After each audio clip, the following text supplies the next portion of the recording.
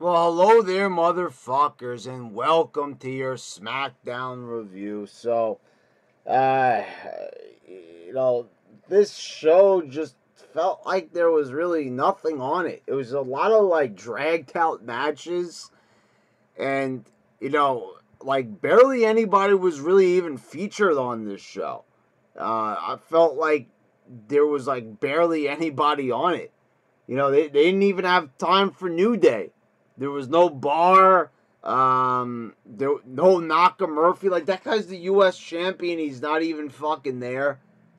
I mean, I can't really think of anybody off the top of my head at the moment. But like, there was nobody on this show. There was like no other SmackDown women that are gonna be competing at Evolution. Nice job there, guys. But anyway, we started off with, well, here you go, Becky Lynch and Charlotte. So there's your Evolution build up right there. So they fought for like over 20 minutes.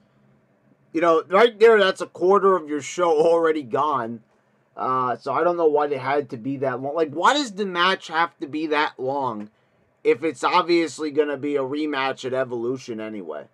And they keep having the matches over and over. Like, how many? Like, we saw it at Hell in a Cell. We saw it in Australia. We saw it again tonight. That's 3 times. Or they're going to have a fourth match. Do they, like, enjoy torturing people? They do enjoy, like, just having us watch the same thing over and over until we just completely lose our fucking minds?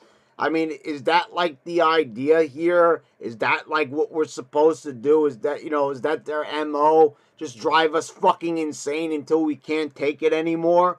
Is that what they want to do? Is that their big idea? So, yeah, all right, so fine. That's what you want to do. You want to drive us fucking berserk by showing us the same match, then that's what you're going to do. So Charlotte drives Becky through the LED board after they get counted out. Uh, that didn't look that smooth to me. It didn't really look that good. And Charlotte got like a bunch of cuts on her arm. Corey Graves was saying they were serious. I don't know if that was kayfabe, like how if they were serious or not. But you know, I talked about in my Raw review how Rhino gored Jericho through the whole stage, and no one got cut up or injured from that. So it's like they do all these spots, and people end up getting injured. They end up getting hurt. They get serious cuts and stuff like that. It's just like, and first of all, like no one's gonna remember this even next week because they didn't even like go back. They didn't replay it at the end of the show. Like, oh, look what happened. No, they don't go back to see how Charlotte's doing. They don't do any of that. It's just like, oh, we did this the spot. You dedicated 20 minutes. They should have taken that 20 minutes and spread it out a bit to build up the match. Instead, they just blow everything in the first the first quarter of the show. Jeff Hardy defeated Samoa Joe via ref stoppage, and like I don't even see the point of this. If the feud with AJ is over, like he's selling the leg and everything, but like, and I understand that, but like it just made Joe look super weak here. It's like then just don't have him compete. I don't know why they chose to do this. This was a World Cup qualifier, by the way. The World Cup, where I don't even know like what people are supposed to gain out of this. I'm just saying it's the same thing what I mentioned in my Raw review. Braun Strowman wins the trophy for winning the Battle Royal at Saudi Arabia earlier this year. And what did he get for it? We don't see the trophy anymore. It's completely gone. There was no purpose to it. It's the same deal here. They're going to have a World Cup. What are they going to do with it? Like, what's going to happen? What does the winner get? There's no point to it. And, Jeff Hardy returns. No follow-up with Randy Orton or anything like that. The last time we saw him, he fell through a table after wrestling Jeff in the, after wrestling Orton in the Hell in the Cell. We're not going back to that. We're not going to talk about it. Okay. But what culture says there's continuity on this show? Now, I know we didn't want to see the feud go on forever. That had already been going on for a few months. But I'm just saying it's weird to just have Jeff Hardy come back out of the blue. You know, we didn't see him for a month. I don't know if they were selling the injuries, but it's like they don't even show Jeff.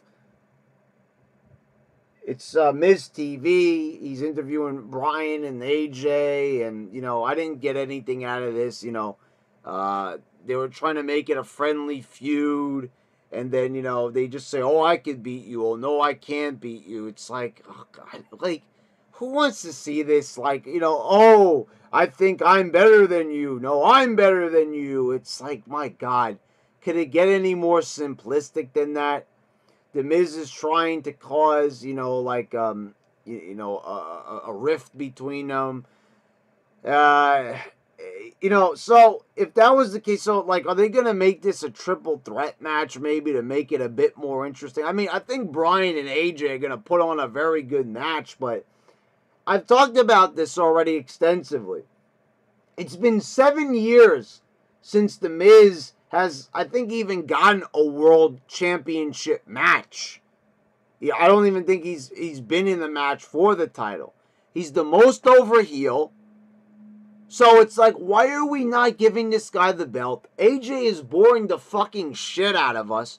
They're making this guy out to be number 3 on SmackDown. If you ask me, he's like number fucking 57 or something like that. Talented guy, but to say that he's the 3rd best in SmackDown history, as I said, I know they're trying to put over their current guys, but give me a fucking break here, honestly. This leads to a match with Shelton Benjamin and AJ Styles, and you know, of course AJ beats Sheldon. Like, come on, guys. You just had Benjamin beating Bryan last week. Now Benjamin loses. He's sitting on the sidelines. He wants an opportunity. So, he wins a match, then he already loses a match. For the love of God, can anyone have any sort of momentum in this company at all? He's a talented guy. Throw the guy a fucking bone, for God's sakes. I mean, like I said, this guy beat Triple H. You talk about he's the Intercontinental Champion, the U.S. Champion, and all this, tag champion, decorated star. He looks like a star and all that. Carries himself like one. And it's like you don't even want to, and you acknowledge on the show that you're having him sit on the sidelines. But you're not going to take the necessary steps to make sure that he's on TV and that he looks good and that you rectify those mistakes that you made the past couple of months.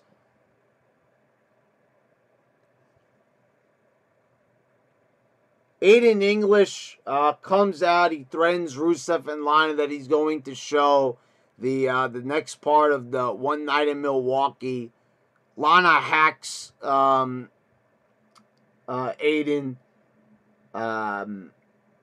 and I don't know what she means by hacks, like hacked his phone or something like that.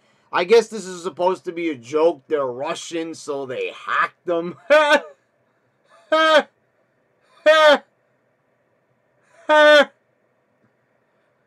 Is that enough laughs for you? You know, do you want to... Hey! Hey! Funny!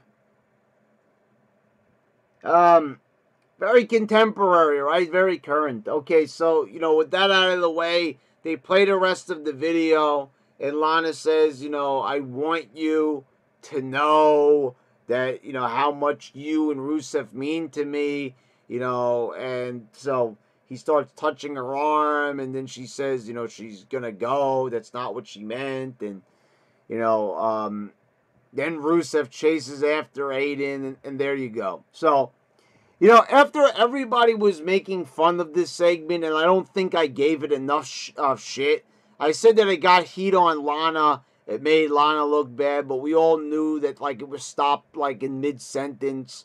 So, and you notice that, like, Lana, like, waited, like, an extra 5 seconds before she said the next part so they could have like an easy edit there so it didn't sound like her voice was clipped.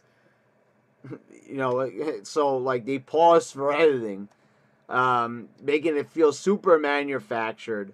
So then what do they do after that? They just kill the storyline the very next week. It's like this was their opportunity. Like, maybe they could have actually fooled everybody and Lana actually does get with Aiden or something like that. Or they could have thought of something on their feet to counteract the fact that everybody was making fun of this segment and saying that it looked bad because they all knew that it was an edited video and that Rusev should be able to tell that the video was cut off mid-sentence and it made him look stupid. So instead of doing that, what did they end up doing? They just kind of just pressed on and just did what they had planned anyway, no matter how terrible it was. That's classic WWE for you, not giving a fucking shit. Well, at least Rey Mysterio is returning next week. Let's hope they don't ruin him. Oh, that's right. It's WWE. Of course they will. Anyway, it's going to be nice to have Rey back. That could be a really cool thing. Like I said, you want to have a dream match? AJ Styles versus Rey Mysterio. There you go. There's your match. Turn AJ heel. Rey Mysterio versus him. You've got yourself a WrestleMania winner right there. I think that'd be a great match. I really do. If you're going to have AJ, be this true champion and everything like that, you want to really get him, put him in the ring with Rey. I guarantee you Rey will bring this guy to one of the best matches we've probably ever seen from AJ. The only thing, like, Rey's not the best on the mic, but, he's seasoned enough where he could, and I'll tell you something. Rey's acting was better than the acting I saw from AJ during that Samoa Joe angle, to say the fucking least. Then in the main event, it was Randy Orton, and they're taking a break. Randy Orton's not going to be cycled this month. It's going to be him versus the Big Show to qualify for the World Cup. Why does either one of these guys that's main evented, they've done all there is to do in the WWE, why do they need to qualify for a World Cup? It's the same thing with Kurt Angle. Kurt Angle is going to go out of his way to be in the World Cup when he's already won the world title how many fucking times?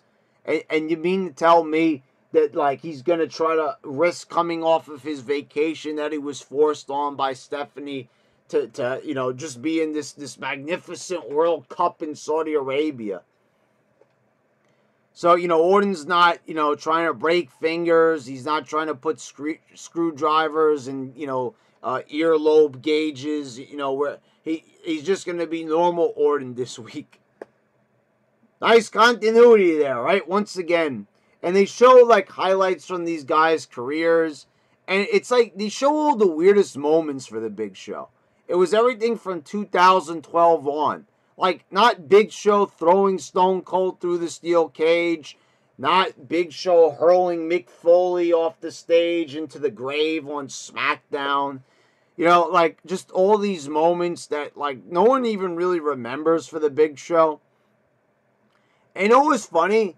It's like, they show him, like, winning the Intercontinental title from Cody Rhodes like it's a big moment. Like, does anybody ever think about that moment?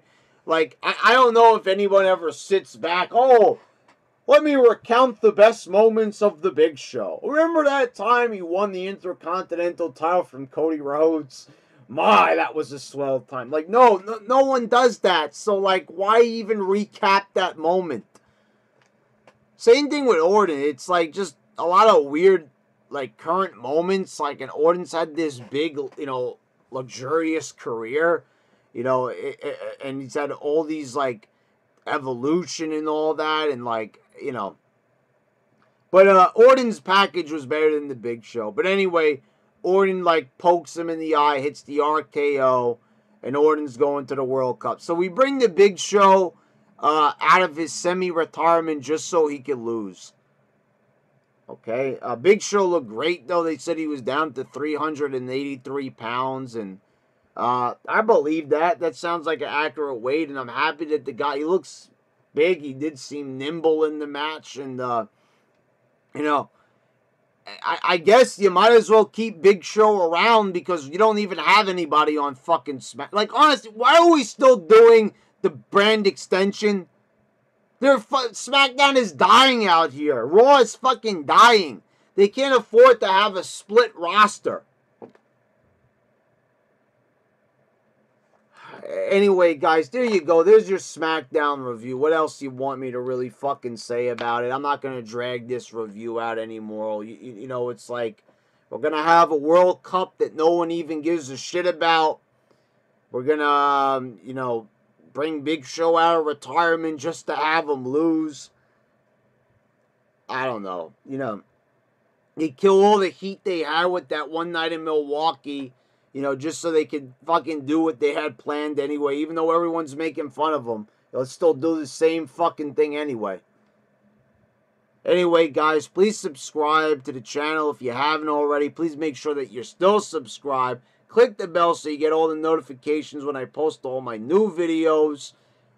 Check out some of the other videos I have posted here. I'm sure you'll enjoy them. And this has been your YWC champ, and I'm signing out.